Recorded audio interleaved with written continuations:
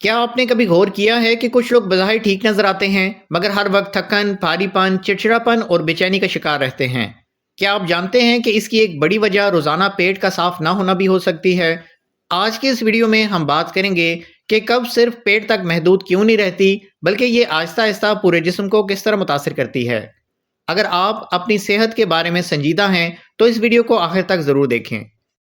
اکثر لوگ یہ سمجھتے ہیں کہ قبض ایک معمولی سا مسئلہ ہے، 2 دن اگر پیٹ صاف نہیں ہوا تو کوئی بات نہیں، لیکن حقیقت یہ ہے کہ جب جسم کا فضلہ صحیح وقت پر باہر نہ نکلے تو وہ زہر بن کر واپس جسم میں جذب ہونے لگتا ہے۔ یہی زہریلے مادے خون کے ذریعے پورے جسم میں پھیلتے ہیں اور آہستہ آہستہ مختلف مسائل کو جنم دیتے ہیں۔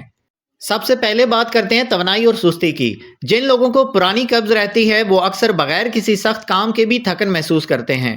وجہ یہ ہے کہ جب آنتیں صاف نہ ہوں تو جسم خوراک سے مکمل توانائی حاصل نہیں کر پاتا۔ نتیجہ یہ نکلتا ہے کہ انسان سست، بوجھل اور کام میں دل نہ لگنے کی شکایات کرتا ہے۔ دوسرا بڑا نقصان پڑتا ہے جلد اور چہرے پر۔ اگر آپ کے چہرے پر دانے، کیل مہاسے، جھریاں یا بے رونقی ہے تو صرف کریمیں استعمال کرنے سے مسئلہ حل نہیں ہوگا۔ قبض کی وجہ سے جب فاضل مادے جسم میں جمع رہتے ہیں تو جلد کے راستے باہر نکلنے کی کوشش کرتے ہیں اور یہی وجہ ہے کہ جلد خراب ہونے لگتی ہے۔ تیسرا اثر پڑتا ہے دماغ اور موڈ پر۔ آنتوں کو دوسرا دماغ بھی کہا جاتا ہے۔ جب پیٹ ٹھیک نہ ہو تو دماغ بھی صحیح کام نہیں کرتا۔ قبض کی وجہ سے چڑچڑاپن، بے چینی، نیند کی کمی اور ذہنی دباؤ بھی بڑھ جاتا ہے۔ بعض لوگ بغیر وجہ کے غصہ کرتے ہیں، حالانکہ اصل مسئلہ پیٹ کا ہوتا ہے۔ اب بات کرتے ہیں گیس، اپھارے اور پیٹ کے درد کی۔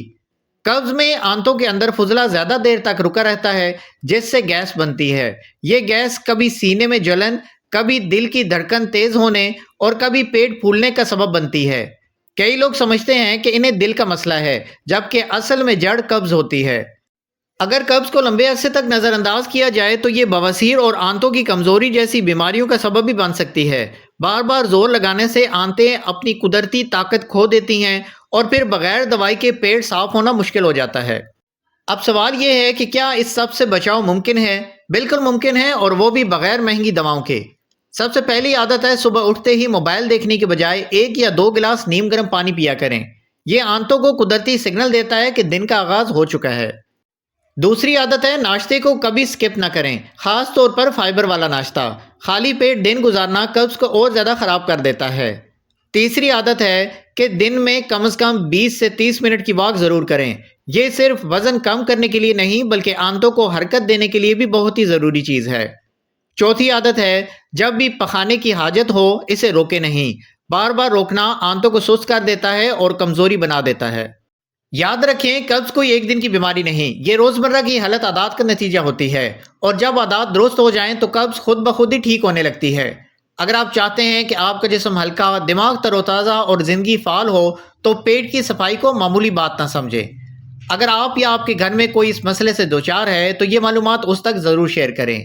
ابھی تک آپ نے چینل اگر سبسکرائب نہیں کیا تو سبسکرائب کر لیں، بیل آئیکن پریس کر لیں تاکہ کوئی بھی ویڈیو آپ سے مس نہ ہو۔ کمنٹ سیکشن میں اپنی رائے کا اظہار کریں۔ ملتے ہیں اگلی ویڈیو میں، تب تک کے لیے اجازت دیں۔ اللہ حافظ۔